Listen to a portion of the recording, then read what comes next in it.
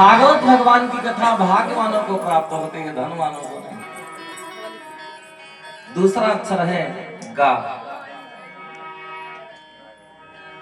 तो भासे सर्वभागेषु और गा से गति दुरत्तया।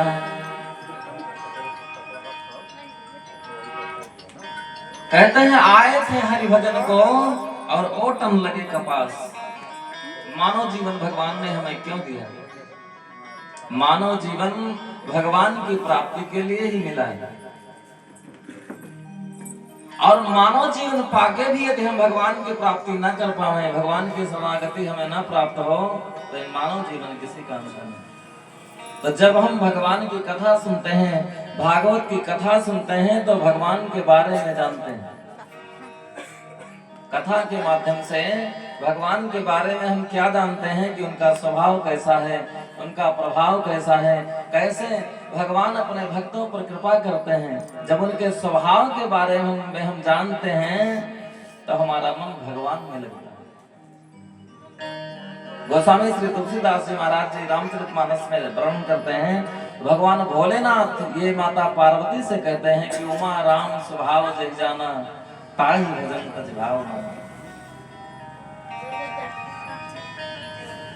पर हमारी उल्टी रीति है, जो प्रेम निभाना जानता है मेरे भाई बहन, हम उससे प्रेम नहीं करते, उसे पदार्थ अर्पित करते हैं। और संसारी प्रेम निभाना नहीं जानता, उससे हम प्रेम करते हैं। खैर इस विषय में ज्यादा नहीं जाना। जैसे हमें जब भागवत की कथा प्राप्त होती है, कथा श्रवण करने का सौभाग्य प्राप्त होता है, तो हम भगवान के बारे में जानते हैं। अरे भगवान की छोड़ो, आज तक अभी तक हमें इस परिवार का कोई नहीं जानता। आज भगवान की ही प्रेरणा से, भगवान की ही इच्छा से यहाँ पर कथा करने का सौभाग्य प्राप्त हुआ, तो धीरे धीरे पूरे परिवार जान जाएंगे, नातेदार रिश्तेदार गांव वाले भी जान जाएंगे। तो जान जाएंगे तो कुछ ना कुछ तो प्रेम होगा ही, या तो प्रेम होगा या घृणा होगा। तो जब संसारी से स्वाभाविक प्रेम हो ही जाता है जानने के बाद, तो क्या भगवान के बारे में हम जानेंगे तो उनसे प्रेम नहीं होगा? भगवान के बारे में तो और प्रेम होगा। इसलिए भागवत का जो दूसरा अक्षर है गा, जब हम भगवान की कथा सुनते हैं, भागवत की कथा सुनते हैं, तो हमारा भगवान में मन लग जाता है। और जब भगवान में मन लग गया, तो जो संसार में हमारा मन लगा था, यानी एक प्रकार से हमारी दुर्गति ही हो रही थी मानव जीवन की, तो वो सदगति में बदल जाती है। इसलिए गा से गति दुरत्तया। और तीसरा अक्षर है वा से वर्णाह सर्वे। ऐसा नहीं कि केवल ब्राह्मणों को कथा कहने का अधिकार है तो ब्राह्मण को ही सुनने का अधिकार है, ऐसा नहीं। जैसे तीर्थराज प्रयाग में इस समय मेला चल रहा है, गंगा जी में कोई भी हो, चाहे जो हो, जो भी डुबकी लगाएगा, माँ गंगा उसे पावन करती है। गंगा जी की महिमा कहाँ तक बताएं? गंगा जी के बारे में तो मेरे भाई बहन ये लिखा है, कोई डुबकी लगावे तो तरेगा ही। गंगा जी के महिमा के बारे में वर्णन आया है कि गंगा गंगेति यो ब्रूयाद यो जनानि सतैरपि तमुच्यते सर्व पापेभ्यो विष्णु लोकम सगच्छति। कोई 100 योजन की दूरी से केवल माँ गंगा नाम पुकारता है, उसे भी माँ गंगा भगवान के पद को प्राप्त करा देती है। और चौथा अक्षर है तासे तत्व दर्शनम। भगवान क्या है, उनकी लीला कैसी है, भगवान कैसे संसार की रचना करते हैं, और भगवान ही कैसे इस समस्त संसार में बसे हैं, यही तो वर्णन है श्रीमद् भागवत में।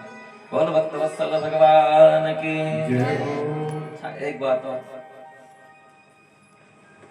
कथा प्रारंभ करने से पहले आप सबने बहुत कथा सुनी होगी, मोबाइल में, टीवी में, या बड़ी बड़ी कथा होती रहती है। कोई भी व्यास मंच पर वक्ता बैठता है तो कथा प्रारंभ करने से पूर्व कीर्तन क्यों कराता है? इसका भी महत्व है। कीर्तन क्यों कराया जाता है? और यहाँ चूकना नहीं चाहिए। कीर्तन कराने का प्रमाण है श्रीमद् भागवत में कि कीर्तन क्यों कराया जाता है। श्रीमद् भागवत के महात्म्य में ऐसा वर्णन है कि विष्णु दीक्षा विहीना अनाधिकारा कथा श्रवे। यदि आप वैष्णव दीक्षा यानी गुरु मंत्र नहीं लिए हैं तो आपको कथा सुनने का अधिकार ही नहीं। तो जरूरी नहीं सब लोग दीक्षित हैं, सब मंत्र लिए हैं, तो उन्हें कैसे श्रवण करने का अधिकार मिले।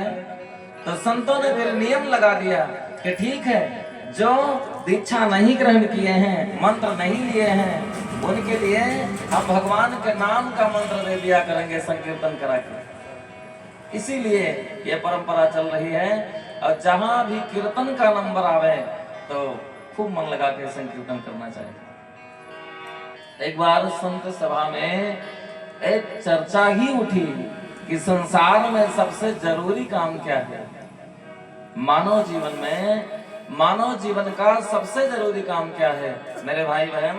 तो सब संत आपस में विचार करने लगे। एक संत ने कहा सतम विहाय भोक्तव्यम, हमें 100 काम छोड़कर सबसे पहले भोजन करना चाहिए। दूसरे महात्मा ने कहा नहीं, सहस्त्रम स्नानम आचरेत, व्यक्ति को 1000 काम छोड़कर सबसे पहले स्नान करना चाहिए। तीसरे महात्मा ने कहा नहीं, लक्षम विहाय दातव्यम, हमारे सामने लाख काम है, लाख काम छोड़कर हमें दान करना चाहिए। एक महात्मा उठ के खड़े हुए, कहा हमारे विचार से, हमारी दृष्टि में अब इससे बड़ा जरूरी काम कोई हो ही नहीं सकता एक मानव जीवन में। वो क्या है कि कोटिम त्यक्त्वा हरिम भजेत, मानव जीवन मिला है तो मात्र भगवान का भजन करने के लिए मिला है। और मानव जीवन पाके भी जो भगवान का भजन न करे वो अपने आप से ही कुठाराघात कर रहा है, अपने आप को ही कर रहा है। इसलिए सभी लोग हमारे साथ में स्वर में जाकर कुछ क्षण भगवान के दिव्य मंगलमय नाम का उच्चारण करें, ताली बजाते हैं, फिर चलते हैं भागवती रूपी गंगा में गोता लगाने। श्री